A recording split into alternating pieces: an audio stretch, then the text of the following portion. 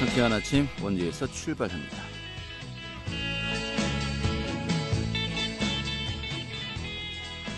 안녕하십니까. 5월 6일 수요일 아침 인사드리겠습니다. 상쾌한 아침 원주에서 출발합니다. 진행의 한태호입니다. 자, 긴 연휴 지나고 일상으로 돌아오는 시간입니다. 황금 연휴 보내고요. 오늘은 또 어제보다도 기온이 한낮에 더 크게 오르겠습니다. 오늘 원주 낮 기온은 26도로 어제보다 6도가량이 높겠네요.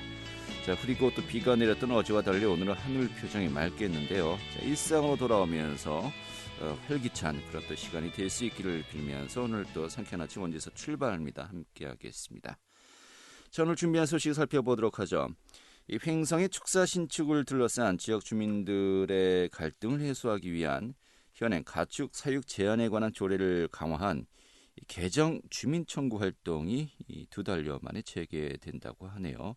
좀 어떤 내용인지 들어보도록 하겠습니다. 또 코로나19와 관련되어서 올해 개최될 예정이었던 원주 지역의 가정의 달 관련 행사가 줄줄이 취소되거나 연기되었습니다. 또 이제 하반기에 또 일정이 다시 잡힌 행사들도 있습니다만 그 내용 짚어보도록 하겠고요. 또 이 관내 이 전세 버스 업체들도 좀 많은 어려움을 겪고 있는데요. 또 원주시의회에서요. 이 전세 버스 과연 또 외지 업체들과의 경쟁 좀 어떻게 지원해야 될지 이 부분에 대한 고민들이 있었습니다. 살펴보도록 하죠. 5월 6일 수요일 상쾌한 아침 원주에서 출발하겠습니다.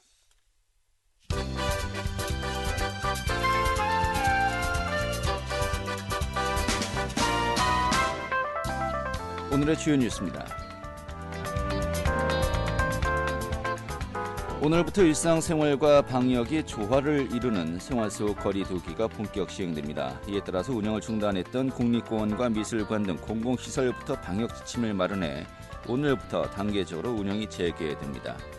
또 실외 체육시설과 자연휴양림 등 실외 공공시설은 이 방역 지침을 준수하는 조건으로 일부 이미 운영을 시작했습니다. 하지만 아프면 집에서 쉬기와 사람 간의 거리 두기, 또 손 씻기와 기침 예절 지키기, 주기적으로 환기하기 등 기본 수칙은 계속해서 유지됩니다.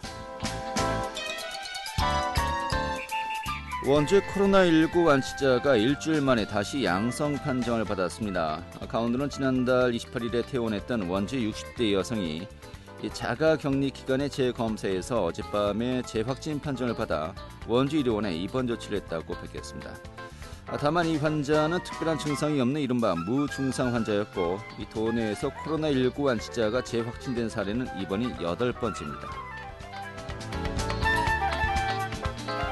이 코로나19 장기화 속에 정부 추가 지원에서 제외되었던 플라이 강원이 이 베트남 다낭과 하노이, 호치민 노선을 확보해 7월부터 취항이 나서는 등 자구책을 마련하고 있습니다.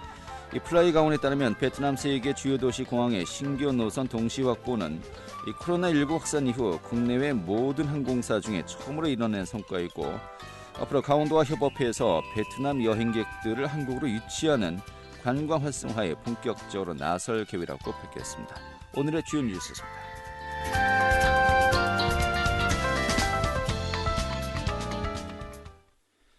네, 횡성 지역 내 축사 신축 규정을 강화하는 내용을 담은 조례 개정안이 주민 발의로 청구되었었는데요. 코로나19 확산과 또 국회의원 선거 등의 일정으로 이 잠정 중단되었다가요. 이 2달여 만에 재개된다고 합니다. 이 조례 개정 주민 청구 활동인데요. 주민 내용이 어떤 것인지 자세하게 들어보도록 하죠. 강원도민일보의 박창현 기자 연결하겠습니다. 여보세요? 예, 안녕하세요. 네, 반갑습니다.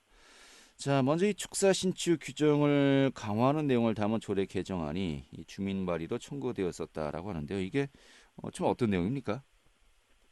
예, 일단 행성하면 뭐 한우가 떠오를 거고요. 네. 그렇기 때문에 그만큼 좀 행성에 좀 축산업하면 여느 지역과 달리 한우 산업이다 이렇게 얘기할 정도로 지역 경제의 주축 산업이라고 해도 좀 과언이 아닙니다. 네. 이 때문에 축사 신축의 기준을 정하는 관련 조례는요. 지역 축산 농가들에게도 좀 상당히 좀 예민한 내용일 수밖에 없습니다. 축사 신축이 자칫 한우 산업을 유축시켜서 지역 경제에도 역효과를 가질 수 있다는 이런 반론인데요. 하지만 지역 주민 입장에서는 좀 해마다 늘어나는 축사로 인해서 주거 환경권이 침해된다면서 축사 신축 허가를 현행보다 강화해야 한다고 요구하고 있어서 이를 둘러싼 민원이 끊이지 않고 있는 실정입니다. 네. 그런데 좀 이런 상황에서요. 지난 연말에 행성환경운동연합을 비롯한 사회단체와 지역 주민으로 구성된 행성군 가축 사육 조례 개정 추진위원회가 축사 신축을 둘러싼 지역 주민의 갈등을 해소하면서 주거 환경권을 보장한다는 명목으로 현행 가축 사육 제한에 관한 조례 개정 청구서를 행성군에 제출을 했습니다. 역대로 행성군에서 조례 개정안이 주민 발의로 청구되기는 이번이 첫 세대라는 점에서 관심이 쏠리고 있는데요. 하지만 축산농가의 반발도 만만치 않기 때문에 실제 성사 여부는 좀 두고 봐야 할 상황입니다. 네. 자, 한마디로 이 한우 사육이 이 횡성군 내에서는 굉장히 큰 사업입니다만은 또 관련해서 일반 주민들 입장에서는 축사가 너무 무분별하게 좀 확산되면은 이 주거 환경에 큰 지장이 있다. 또 환경에도 오염이 피해가 있다. 이런 측면에서 이 축사 신축을 강화하자고 하는 거 아니겠습니까? 그렇습니다. 그럼 이번에 주민 발의로 청구된 가축 사육 조례 개정안 이 구체적으로 어떤 내용들을 담고 있는 겁니까? 네, 행성군 이 지금 현행 조례에는요. 주택에서 110m 이내에서는 축사 신축을 지을 수 없다고 규정을 하고 있습니다. 네. 이 규정을 좀 반대로 해석을 하면요. 110m만 벗어나면 주민 없이 축사 신축이 가능하다. 이런 해석이 가능하거든요. 그러네요. 예. 이 같은 좀 단순한 거리 규정이 축사와 인접한 그 지역 주민과 한우 농가의 갈등을 초래한 원인으로 작용하고 있는 겁니다. 행성군 가축 사육 조례 개정 추진위원회는요. 110m로 해결화된 규정을 축사 규모와 사육 두수에 따라서 거리 제한 허가 기준을 세분화하자는 내용으로 조례 개정안을 제출한 겁니다. 조례 개정 요구안을 좀 자세히 보면요. 현재 축사 신축 제한 거리인 그 주택에서 110m 규정을요. 1000평방미터 미만의 한우 축사의 경우 단독 주택에서 200m, 1000에서 2000평방미터 미만의 축사는 단독 주택에서 300m, 2000평방미터 이상 축사는 단독 주택에서 500m 이상 떨어진 곳에서 신축을 허가하자는 내용을 담고 있습니다. 그러니까 이 같은 내용은 좀 규모가 큰 축사 신축일수록 주택에서 멀리 떨어진 곳에서 허가하자는 내용인데요. 또 이 밖에도 좀 돼지나 닭이나 오리, 축사는 단독 주택에서 1000m 이상 거리 제한을 두도록 하고 있습니다. 그 대신에요, 현행 그 축산 농가에서 그 증축이나 개축에 대해서는 현재 그 축사 면적의 30% 이내에서 1회에 한해 허용한다는 현행 조례를 유지한다는 방침입니다. 네. 자, 조례 개정안 지금 현재는 110m 이상만 넘어가면은 이 규모에 상관없이 축사 신축이 가능했었습니다만은 이 조례 개정안에 따르면은 청구안이죠. 청구안에 따르면은 200m는 최소 넘어야 된다. 또 200m를 넘어서 또 이제 규모별로 이 차등적으로 허용되어야 한다라는 것이 큰 틀에서 이제 이번 그 내용에 담겨 있는 것인데요. 그렇습니다. 좀 한운동 같은 경우는 아무래도 지금은 용이했던 것이 좀 더 어려워진다는 거 아니겠습니까? 뭐 당연히 또 하는 농가 반발도 만만치 않을 것 같은데 어떻습니까? 그렇습니다. 말씀하신 대로 축산농가 입장에서는요. 축사 신기축 제한을 강화하게 되면은 행성 한우 산업을 유축시킬 수 있다라며 좀 반대 입장을 보이고 있습니다. 110m 거리 제한을 둔 그 현행 조례가 지난 2017년 5월에 제정됐는데 불과 3년 만에 또 신축 제한을 강화하는 조례를 개정한다는 것은 그동안 힘들게 쌓았던 한우 산업의 명성을 우리 스스로 내팽개치는 무리수라는 주장을 내세우고 있습니다. 특히 그 현행 110m 이내 신축 불가 규정으로도 상당한 제약을 받고 있는 상황에서 추가 제한은 자칫 자율적인 농가 경영에 치명타를 줄 수 있다는 입장입니다. 이 때문에 그 행성 축협을 비롯한 한우 농가 단체는요, 당연히 조례 개정에 대해 강도 높게 반대 입장을 표명하고 있고요. 오히려 그 현행 조례를 좀 완화해야 된다. 110m 거리 안에 그 단독 주택 한 곳만 있어도 축사를 지을 수 없는 이런 규정을 좀 완화해야 된다고 서명 운동을 하면서 맞불을 붙이고 있는 상황입니다. 양측의 입장이 아주 만만치 않겠는데요. 예. 자, 이 개정 청구서를 제출한 게 이제 몇 달 된 것으로 알고 있는데요. 또 주민들이 이제 공동으로 이제 신청하는 거 아니겠습니까? 또 일정 인원 또 요건도 갖춰야 될 것 같기도 하고요. 현재까지 지금 어떻게 진행되고 있는 겁니까? 예, 행성군은 일단 올 초에 그 조례 개정 청구서를 접수받아서요. 절차대로 지난 2월에 가축 사육 제한에 관한 조례 개정 주민 청구를 공표를 했습니다. 이때부터 그 청구권자는요, 3개월간 19세 이상 행성군민 총수의 40분의 1에 해당하는 주민 서명을 받아서 제출해야 하는데요. 대략 한 1,024명의 서명이 필요한 상황입니다. 네. 그런데 좀 변수가 생겼습니다. 지난 2월 말부터 코로나19 확산 여파와 국회의원 선거로 인해서 서명운동이 중단이 됐는데요. 그래서 이 3개월간의 주민 서명 그 제출 기한이 코앞에 다가온 겁니다. 이 때문에 그 조례 개정 추진위원회는요, 오늘부터 서명운동을 재개해서 오늘 14일까지 마감 시한까지 1,500명에서 한 2,000명까지 주민 서명을 받아서 행성군에 제출한다는 계획입니다. 네, 알겠습니다. 자, 이렇게 또 주민 서명을 받아서 행성군에 제출하면은 그때부터는 이제 또 군의회에 또 시간이 되는 거 아니겠습니까? 그렇습니다. 의회에서 또 최종 확정돼야 할 것으로 이제 보입니다만은 좀 그 군의회 내부의 의견은 어떤지, 좀 분위기는 어떤지 좀 파악이 되셨는지, 또 향후 절차는 어떻게 진행이 되는 겁니까? 예, 일단 그 주민 발의 그 조례 개정은요, 좀 이렇게 지금 앞서 말씀대로 좀 생각보다 좀 복잡한 절차를 거치게 되는데요. 네. 그 주민 서명까지 정상적으로 접수가 되면 행정부는 일단 2개월 내로 조례 규칙 심의회를 열어서요, 이 그 조례 개정이 정말로 제대로 됐는지 이 청구안을 심의하게 됩니다. 뭐 절차적 요건이 이제 부합됐는지 이런 것을 파악하겠죠. 예. 그렇습니다. 여기서 좀 기각이 되지 않는 이상에는요, 군 의회에 조례 개정을 부의해야 됩니다. 즉 지금 2개월 내로 의회에 조례 개정을 부의해야 된다는 건데요. 이 같은 좀 일정을 감안하면 최종 관문인 실제 의회에서 가축 사육 제한 조례 개정안을 심의하고 통과 여부가 판가름 날 시점은 빨라도 오는 7월쯤 가능할 것으로 예상이 됩니다. 근데 이제 말씀하신 대로 의회에 부의되더라도요, 의원들 입장에서는 한우 농가의 눈치를 봐야 되는 상황이기 때문에요, 쉽게 결론이 나지 않을 것으로 예상이 됩니다. 네. 그 무엇보다 이 조례는 단순히 또 행성군뿐만 아니라 전국 지자체의 그 한우 축산 농가에서도 많은 관심을 보이고 있기 때문에 그 미칠 영향이 굉장히 많을 것으로 보이는데요. 이 때문에 그 축사 신축 규정을 두고 주민들의 주거 환경권과 한우 농가의 생존권을 놓고 벌어지는 이런 뜨거운 논쟁이 어떤 해법을 찾을지 우리가 좀 주목해 봐야 될 것으로 보입니다. 네. 특히 횡성 지역은 각종 그 선출직 선거에서 이 축산업과 관련된 이 조직의 표심이 지금 이제 당선을 당락하는 경우가 상당수 있지 않습니까? 그렇습니다. 좀 이 부분도 상당히 또 이제 그 군의회 의원들로서는 고려 사항이 되지 않을까 싶기도 한데 쉽지 않겠습니다.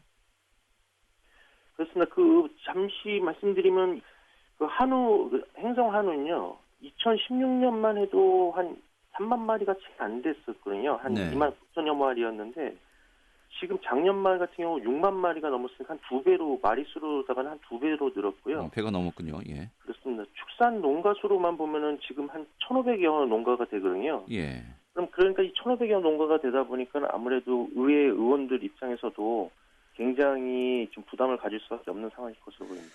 네. 하지만은 분명히 뭔가 좀 현 상황에서 좀 개선 여부를 논의하기 위한 어떤 장은 분명히 또 마련돼야 하는 그런 또 화두가 아닌가 싶네요. 알겠습니다. 저희가 이 부분은 좀 진행 상황에 따라서 좀 자주 좀 들어봐야 될 것 같습니다. 좀 관심들을 많이 가지실 것 같네요. 예. 오늘 이 정도로 정리하셔서 고맙습니다. 예, 감사합니다. 네, 강원도 밀부의 박창인 기자였습니다. 알찬 정보, 생생한 현장의 소식을 전해드립니다. 리포터 현장.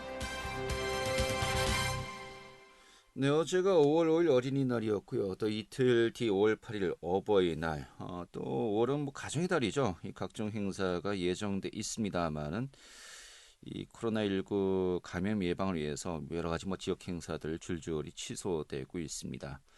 원주시도 역시 마찬가지인데요. 좀 전반적으로 살펴보도록 하죠. 김민주 리포터 자리했습니다. 어서 오시죠. 네, 안녕하세요. 네. 자, 어제 어린이날 행사도 역시 코로나19 여파로 좀 취소되었었죠.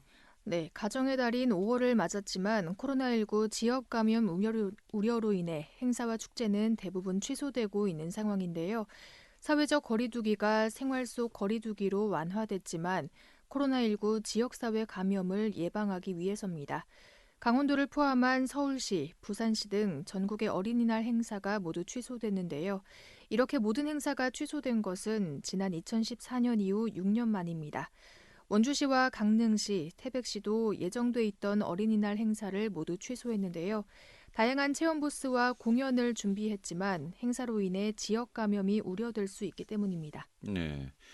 자, 원주시 역시 어제 행사 취소했습니다만은 그런데 이제 앞으로 여러 가지 뭐 행사들 또 일정들이 잡혀 있었습니다만은 뭐 다 또 취소되거나 연기가 되었죠. 네, 매년 원주 지역에서 진행되어 왔던 가정의 달 행사도 줄줄이 취소 연기됐는데요. 먼저 제19회 원주 부부축제는 오는 21일 예정돼 있었습니다. 원주시는 코로나19 감염 우려로 부부축제를 진행하지 않기로 결정했습니다. 또 제6회 원주 지역 아동센터 아동축제 한마당은 오는 23일 예정돼 있었지만 오는 9월로 연기됐고요.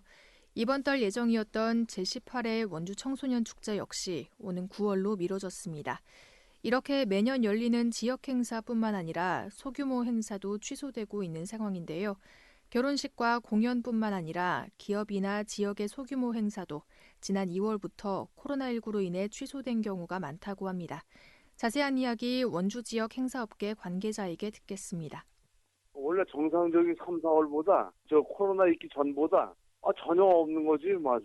저희들은 이제 그 행사에 관련은 전부 다 이제 뭐 음향, 조명, 뭐 무대, 각종 체육대 행사, 이런 행사 쪽이다 보니까 이 코로나하고 관련이 돼가지고 전혀 전멸이지 아주. 그러니까 5월달까지 행사 그나마 들어왔던 게 다 취소. 해마다 이맘때면 바쁘죠, 지금 5월달은. 행사철이 이제 바쁜데 전혀 전멸이지, 완전히요. 이 행사는 피크가 1년 중에 5월하고 10월달이거든. 그때가 성수기 피크인데 전혀 아무것도 없는 거지, 그러니까. 이벤트 업계에 있는 사람들이 전부 다 굉장히 어렵지. 그리고 조금 안정된 이벤트 애들은 그냥 속된 말로 버티고 있는데, 신규 업체라든가 뭐 기반이 안 잡힌 그런 업체들은 완전히 지금 몰락하고 있죠, 거의.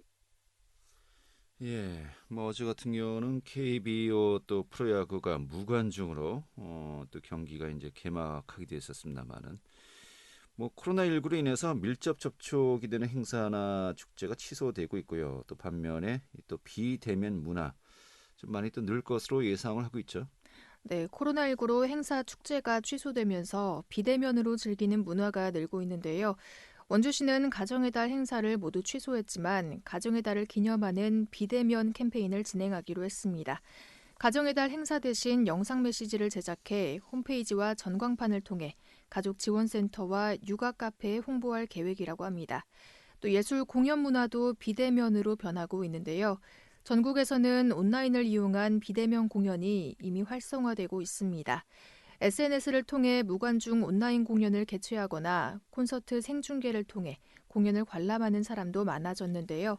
강릉 지역에서도 지난달 관객 없이 연주하는 공연이 진행되기도 했습니다. 지역 예술인들이 참여한 무관중 콘서트가 SNS를 통해 실시간 생중계됐습니다. 네. 자, 아무튼 뭐 코로나19가 진정되면은 완전한 일상으로 똑같이 돌아간다는 것은 이제는 기대하지 말라라는 또 전문가들의 의견이 많이 있더군요. 코로나 이전과 이후는 분명히 우리의 또 삶에 큰 변화가 있을 것으로 예상되는데요. 지금 여러 가지 어떤 변화가 있을지 우리가 또 이렇게 지켜보면서 또 준비를 해야 될 것 같습니다. 오늘 잘 들었습니다. 네, 감사합니다. 김민지 리포터였습니다.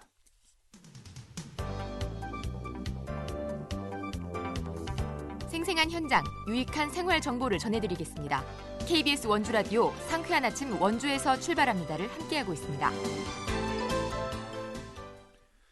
네, 요즘 여러 분야에서 어려움을 겪고 있습니다. 이런 가운데 이 관내 전세버스 업계도 마찬가지인데요. 또 여기에 또 원주시 관내 공공기관에서는 여러 가지 그 전세버스 입찰 계약을 맺을 때 이 타 지역의 전세버스가 이제 또 밀고 들어오면서 지금 이제 그 지역 내 업체임에도 불구하고 또 어려움을 겪고 있다고 합니다. 지금 이 부분에 대한 또 고민이 필요하다는 또 의견이 원주시의회에서 제기되기도 했었는데요. 오늘 이 내용 또 살펴보겠습니다. 류인철 원주시의원 연결하도록 하죠. 의원님. 네, 안녕하세요. 예, 반갑습니다. 예. 네. 자, 최근에 그 시의회에서요, 지역의 전세버스 운영에 대해서 좀 여러 가지 문제점들을 지적했었는데, 이 대략적으로 어떤 내용입니까? 네, 방금 말씀하신 것처럼 코로나19로 인하여 관광객, 매수계약, 여행계획이 전면 취소되면서 우리 전세버스 업계가 엄청 어려움을 겪고 있어요. 네. 이런 상황과 더불어서 관내 공공기관에서 임직원 출퇴근용으로 이용하는 버스를 타 지역업체가 대다수 관내로 들어와서 영업을 하다 보니까 네. 지역업체가 훨씬 더 어려움을 겪고 있죠. 그래서 공공기관과 원주시가 함께 좀 이걸 극복할 수 있는 방법을 찾아보자고 이제 내용이었습니다. 예, 공공기관 임직원들의 출퇴근용 전세버스 좀 외지 업체가 들어와서 운행을 하고 있다는 것인데, 네네. 좀 이걸 중심으로 좀 이야기를 하셨어요. 네. 그러면은 이 공공기관 임직원 출퇴근용으로 이 전세버스가 몇 대 정도가 운행이 되고 있습니까? 지금 2019년도 기준으로 볼 때요. 네. 13개 기관 중에서 이제 8개 기관이 이제 운영 중에 있고, 예. 한외, 그러니까 서울 쪽에서 오는, 외지 쪽에서 오는 기관이 37대, 네. 운영비가 한 21억 정도 되고요. 네. 안내, 원주 시내 통근 버스가 16대 돼가지고 한 4억 4천여만 원 지출하고 있었습니다. 예, 일단 외부에서 외지 업체에서 37대가 운영이 되고 있군요. 네. 예. 이게 그런데 작년 말이죠. 공공기관에서 통근버스 용역 입찰을 공개 입찰로 진행했던 거 아니겠습니까? 계약을 맺었는데, 네네. 결국 여기에서 좀 조건이 외지 업체가 좀 더 유리했었나 보죠? 좀 어떻게 계약이 진행되었었습니까?